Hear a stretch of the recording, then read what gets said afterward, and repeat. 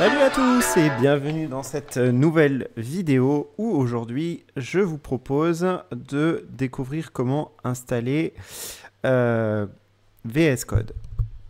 Alors, donc pour installer VS Code, la première chose qu'on va faire, c'est se rendre tout simplement sur Google. On va taper ici VS Code. Voilà, on se rend sur le site et on va faire le téléchargement pour Windows, comme ceci. On va attendre un petit peu que ça charge.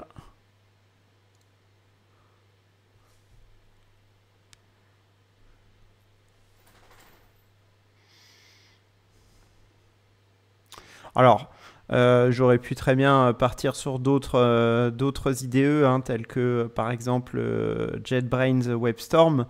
J'ai choisi tout simplement pour cette vidéo de partir sur VS Code pour tout simplement utiliser les outils qui sont, on va dire, les plus répandus sur le marché. Voilà. Donc là, une fois qu'on a fait ça, on clique sur l'installateur ici de VS Code. On clique donc sur je comprends et j'accepte les termes du contrat de licence. Suivant, je fais suivant, je fais suivant. Je peux créer éventuellement une petite icône dans le bureau. Je peux éventuellement aussi ajouter les actions pour rajouter sur le clic droit les actions au niveau du menu contextuel si on le souhaite. Donc là on fait suivant, on fait installer. Voilà, ça part.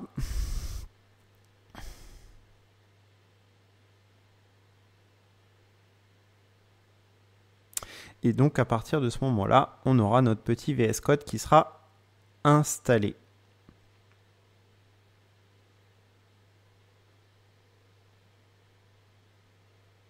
Voilà. Donc si on exécute VS Code, on va s'assurer tout simplement que ça se lance correctement. Voilà. En ce qui concerne notre petite installation, ce que je vous recommande de faire tout de suite quand vous allez arriver dans VS Code, c'est d'installer la petite extension. Moi, pour le coup, bon, bah, il l'a gardé en mémoire, mais ici, j'ai l'extension WSL.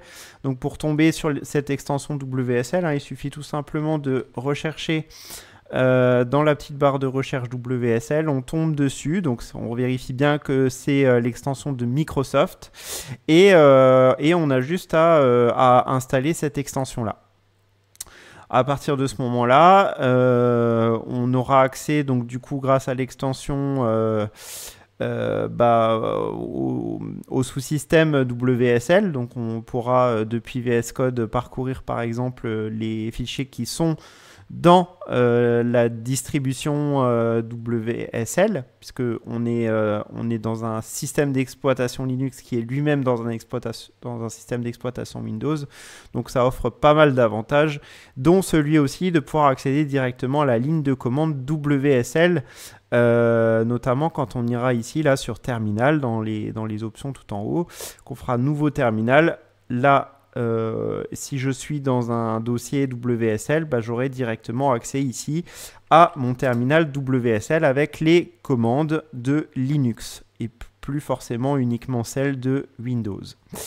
Alors, il y a une petite astuce que je voudrais vous partager également avec vous, c'est la possibilité d'utiliser VS Code pour ouvrir du coup n'importe quel dossier directement depuis le terminal. Donc en fait pour cela on va se rendre tout simplement dans notre petite distribution, donc ici en cliquant sur l'application Ubuntu.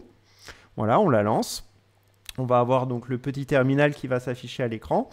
Et donc là, à partir de ce moment-là, par défaut, si je fais PWD pour afficher le chemin dans lequel je suis, je tombe bien dans mon dossier utilisateur Ubuntu. Si je fais un ls pour afficher la liste des fichiers, par exemple -l ou -al, voilà, je vais voir un tas de petits fichiers. Si j'ai envie d'ouvrir en édition ce dossier-là avec VS Code, il me suffit tout simplement dans le terminal de faire la commande code espace point. Attention à noter que le point est très important parce qu'on va demander en fait au niveau du terminal que VS Code s'ouvre dans le dossier courant. Ce qui serait l'équivalent de faire code /home/Yannick. Voilà. C'est ce qui revient au même en fait. Hein. Donc si là je le fais, donc on va avoir ici la liste de tous les fichiers de ce dossier-là qui vont s'ouvrir directement ici comme ceci. Et ça, c'est une manipulation qu'on sera amené à faire assez souvent, qui est bien pratique parce que ça évite d'ouvrir manuellement VS Code, d'aller dans menu, ouvrir le dossier, devoir chercher les dossiers, etc. Tout ça, on n'aura plus forcément besoin de le faire. En fait, on va vraiment utiliser le terminal pour se déplacer dans les dossiers et les fichiers et aller ouvrir directement le dossier ou le fichier qui nous intéresse.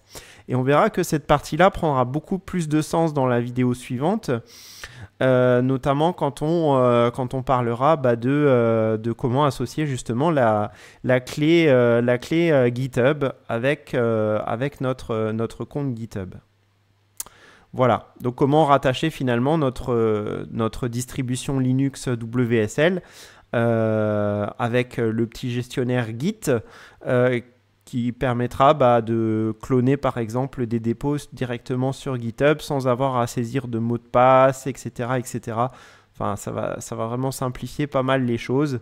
Et dans ce cadre-là, le terminal est vraiment quelque chose de très pratique, très utilisé en entreprise.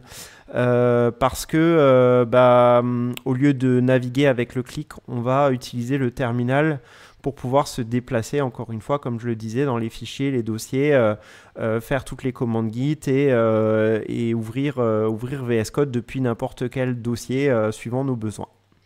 Voilà, c'est tout pour cette petite vidéo. N'hésitez pas, encore une fois, à vous abonner, à lâcher vos petits commentaires si vous avez besoin de précision. Et puis je vous donne rendez-vous dans la prochaine vidéo. Ciao!